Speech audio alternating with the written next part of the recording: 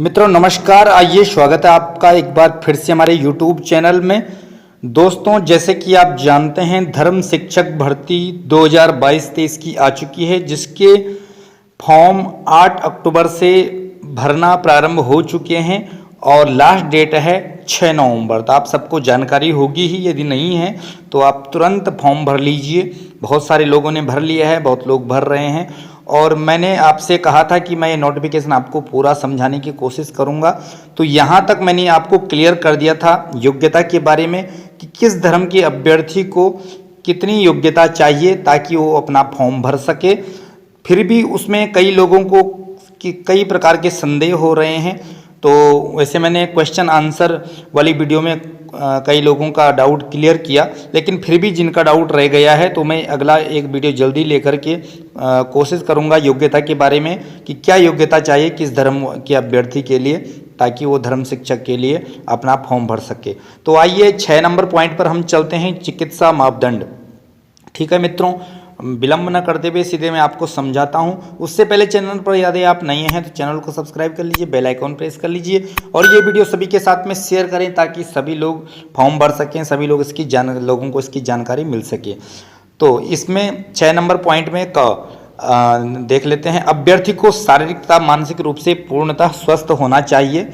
जो चीज़ समझने में थोड़ा दिक्कत होगी वो मैं आपको बताऊंगा, बाकी आप सब समझ रहे होंगे। छाती पूर्णतः विकसित एवं फैलाव न्यूनतम न्यूनतम 5 सेंटीमीटर होना चाहिए।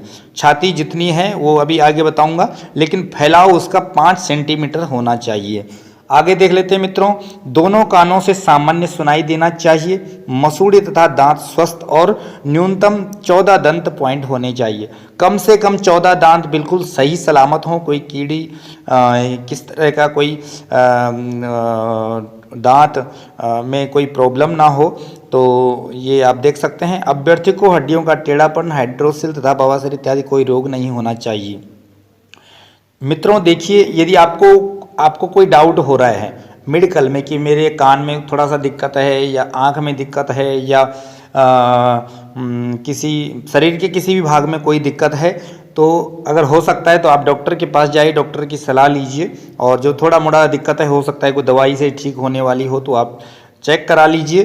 ज़्यादा दिक्कत ये आपको लगती है तो मेरे हिसाब से तब आपको नहीं अप्लाई करना चाहिए।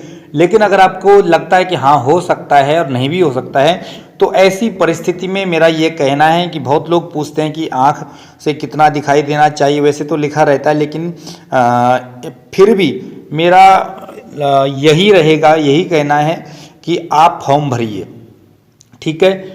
कोई दूसरा डॉक्टर चाहे आपको पास भी कर दे, लेकिन अगर वहाँ पर ग्राउंड वाले ने आपको फेल कर दिया तो फिर आपको वहाँ पर एक मौका और दिया जाता है, आपको रेफ़र कर दिया जाता है MH के लिए और फिर वहाँ पर दोबारा से जांच होती है। तो मेरा ये कहना है कि आप फॉर्म भरिए, जो भी अगर आपको डाउटफुल है तो वहाँ पर क्लियर हो जाएगा, कोई दिक्कत नहीं है। थोड़ी बहुत दिक्कत है आप डॉक्टर से की सलाह लीजिए और मिलिए।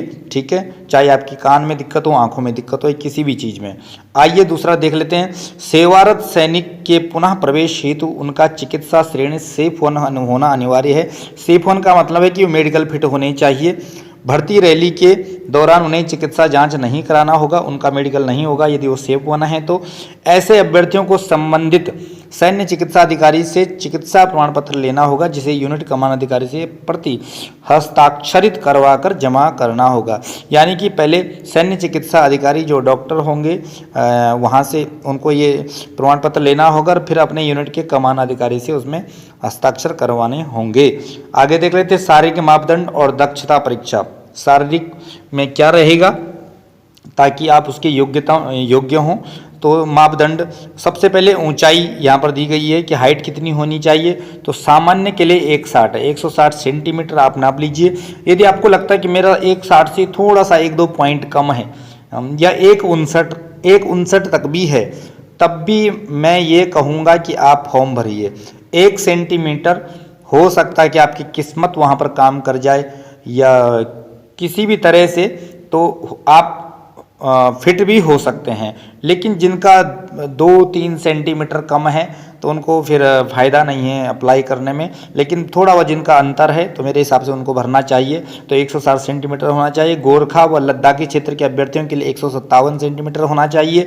अंडमान और निकोबार द्वीप समूह, लक्षद्वीप समूह, मिनी कोई सहित 155 केवल स्थानीय। तो ये उनके लिए। आगे देख लेते हैं। छाती कितनी होनी चाहिए? 77 सेंटीमीटर। ये सभी के लिए सामान्य है। इतनी छाती होनी चाहिए कम से कम। यदि आपकी छाती कम है तो अभी से आप डिप्स लगाइए और कई तरह की एक्सरसाइज होती हैं छाती को बढ़ाने के लिए, तो वो आप करना शुरू कर दीजिए अभी से।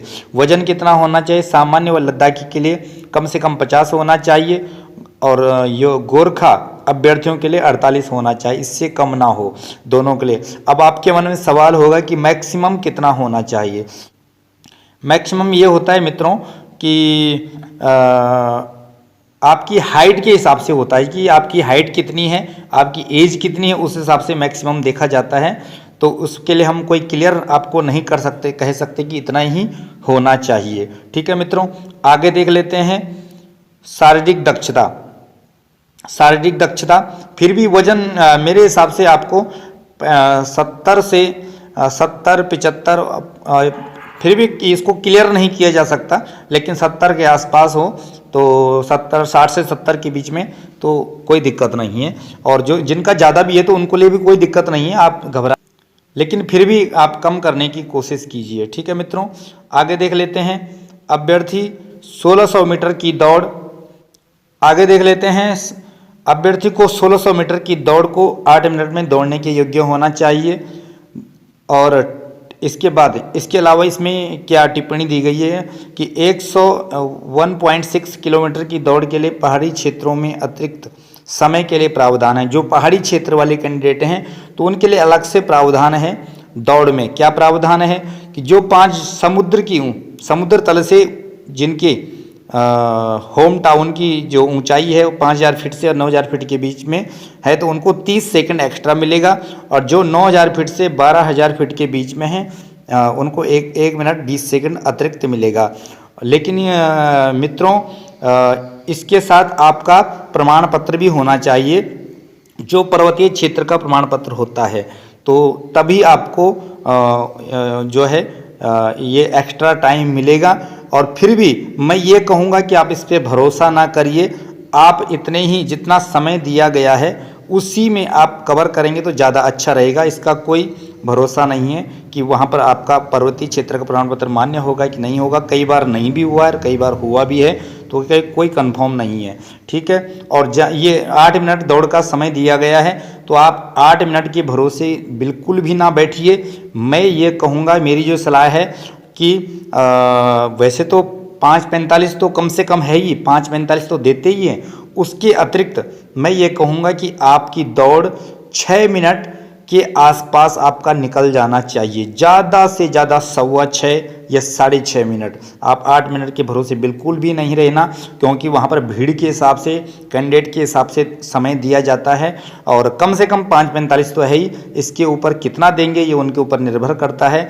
तो आप जितनी अच्छी प्रैक्टिस करेंगे, और मित्रों अगर आपकी 2-3 महीने की अच्छी प्रैक्टिस होगी तो आप आराम से 6 मिनट में या 6.25 मिनट के बीच में निकाल लेंगे। तो आप अच्छे से तैयारी करें। अभी मैं आपको तैयारी के ऊपर और भी वीडियो बनाऊंगा किस तरह से तैयारी करनी है। और पहले से भी हमारे चैनल पर पड़े हुए हैं कि फिजिकल की, रिटर्न की, इंटरव्यू की तैयारी किस तरह से करनी है। मैंने काफ़ी सारी वीडियो डिटेल में बताई हैं, लगभग 200 से ज़्यादा वीडियो हैं। आप उनको ज़रूर देखिए और आपको बहुत कुछ सीखने को मिलेगा। आइए आगे देख लेते हैं 8 नंबर पॉइंट, अनुवीक्षण स्क्रीनिंग। योग्य अभ्यर्थियों के प्रारंभिक अनुवीक्षण हेतु एडमिट कार्ड दिया जाएगा। संबंधित मुख्यालय, भर्ती कार्यालय, प्रशिक्षण केंद्र द्वारा अभ्यर्थी के मूल प्रमाण पत्रों की जांच, शारीरिक परीक्षा तथा चिकित्सा जांच की जाएगी। ठीक है मित्रों, जब आपका फॉर्म भर दिया जाएगा तो उसके बाद जब डेट क्लोज हो जाएगी फॉर्म भरने की तो आपको एडमिट कार्ड आएगा आपकी वेबसाइट पे, आपके मेल आईडी पे। तो आप एडमिट कार्ड वहाँ से ले सकते हैं जो योग्य होंगे। और 9 नंबर पॉइंट देख लेते हैं, लिखित परीक्षा, साक्षात्कार एवं भर्ती की शर्तें। चयनित अभ्यर्थियों के लिए लिखित परीक्षा 26 फरवरी 2023 को होगी, जिसमें वस्तुनिष्ठ प्रश्नों की निम्नलिखित 2 प्रश्न पत्र होंगे।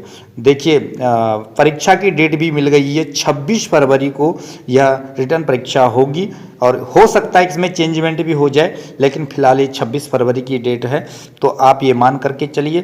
तो आप अभी से तैयारी कर लीजिए रिटर्न की, और फिजिकल की तो करनी ही करनी है। ठीक है मित्रों, अब इसके आगे मैं आपको, ये काफ़ी लंबा वीडियो हो जाएगा, तो मैं ये चाहूँगा यहाँ पर मैं वीडियो को विश्राम देना चाहूँगा।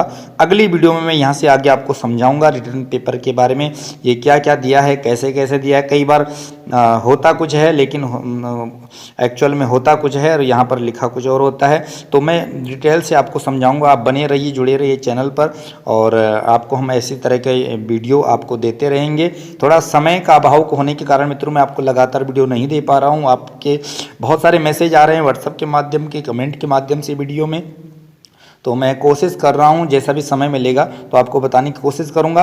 और आप मेरे इस चैनल पर बहुत सारे वीडियो हैं, जैसे मैंने बताया, आप प्लेलिस्ट में जाइए चैनल पर और वहां पर सारे वीडियो हैं, नंबर बाय नंबर दिए हुए हैं, आप वहां पर एक तरफ से देखिए तो आपको बहुत कुछ सीखने को मिलेगा। तो आइए जुड़े रहिए, चैनल को सब्सक्राइब करें, सबके साथ शेयर करें वीडियो को।